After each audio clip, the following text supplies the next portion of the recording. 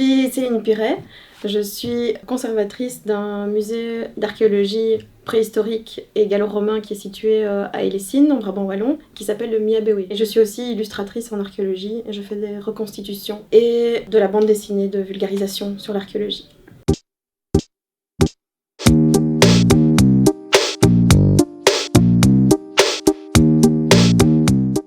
J'ai fait des études d'abord de biologie. Au bout d'un quadrimestre, je me suis reconvertie dans mon second choix qui était l'archéologie, avec un système de mineur comme on fait ici à l'UCL en biologie, parce que j'étais toujours intéressée par les sciences du vivant. J'ai complété avec des cours de sciences de la Terre, des cours de paléontologie, des cours de génétique. Par la suite, quand je suis arrivée en master avec ce bagage-là, j'ai décidé de m'orienter vers la préhistoire. Et à côté de ça, j'ai fait un master complémentaire sur le côté dans une autre faculté en communication parce que j'étais très intéressée par la force de l'image et la façon dont on communiquait en sciences au moyen des images, leur portée, leur influence dans nos sociétés actuelles qui fonctionnent beaucoup avec l'image, l'immédiateté, etc. Quand je suis sortie des études, j'ai donc lancé ma boîte en dessin archéologique, qui mettait évidemment du temps à décoller parce que quand on n'est pas connu, évidemment, ça démarre pas très vite. Et je suis devenue médiatrice scientifique au Préhistomuséum à Ramioul, l'ancien préhistosite de Ramioul. Je faisais de la médiation auprès des publics, donc médiation active, c'est-à-dire qu'on tirait au propulseur avec les enfants, on faisait les gestes de la préhistoire avec eux, on taillait le silex, on faisait du feu. Donc on avait une démarche qui était très factuelle, très tactile et à la fois intellectuelle parce que tout ça s'accompagnait évidemment d'une mobilisation de l'esprit critique. On essayait de faire réfléchir les enfants sur l'implication de leur sens dans leur compréhension de la préhistoire. Et à côté de ça, on faisait de la fouille préventive aussi, en renfort à l'Agence wallonne du patrimoine. Donc c'était un métier qui était très complet. J'ai embrassé pas mal de facettes de l'archéologie. J'ai vu une offre d'emploi pour le Miabewe, donc pour le musée que je dirige aujourd'hui.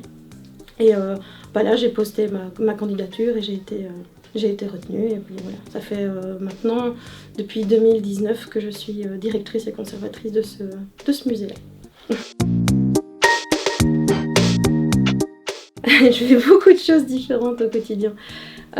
Diriger un musée, en gros, il s'agit d'abord gérer une équipe avec des employés, engager des gens, les former. Puis ensuite, il faut pouvoir dialoguer avec les politiques, essayer d'avoir des subventions.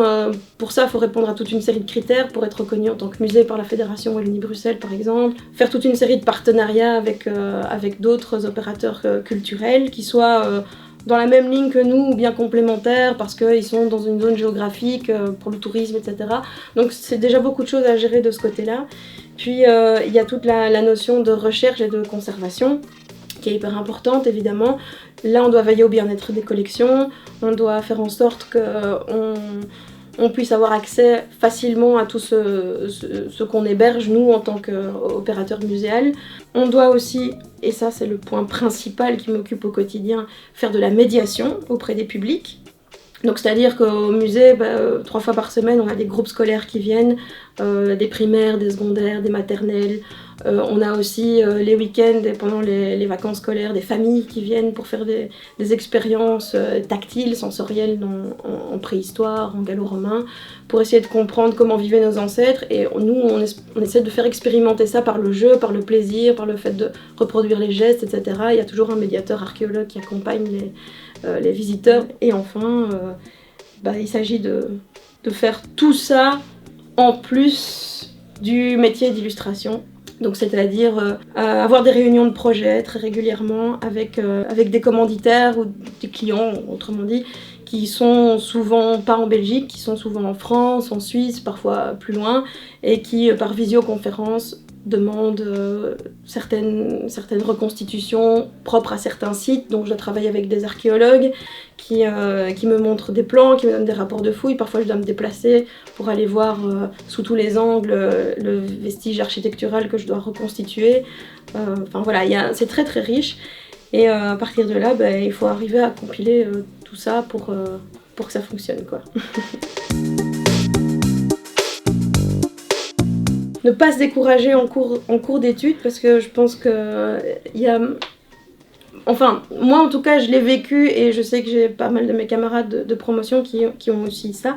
Un genre de passage à vide au milieu des études en se demandant est-ce que c'est gay l'archéologie, mais c'est un peu difficile et est-ce que j'ai vraiment envie de faire ça? Quel est l'apport que je vais vraiment amener à la société en étant un archéologue? Parce que c'est assez flou quand on est aux études, on se projette pas très bien dans la vie active plus tard, on ne sait pas très bien dans quoi on va être.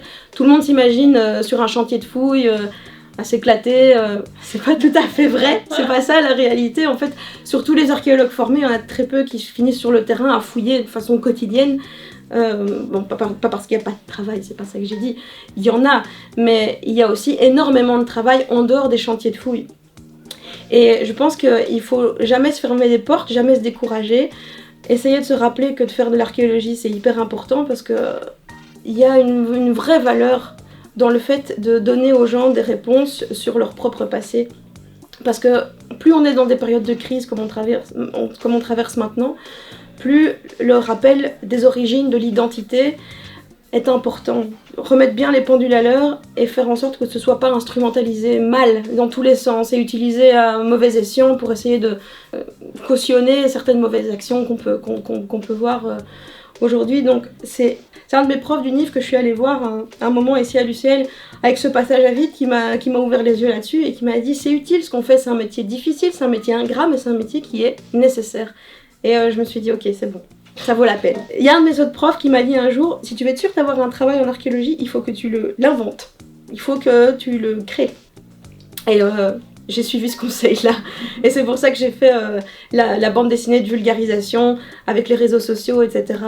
Et au final, je suis assez contente de pouvoir apporter un peu ma contribution, ma pierre à l'édifice de sa grande diffusion du patrimoine et du plaisir, quoi, du rire, de l'humour, et créer des vocations comme ça. Voilà.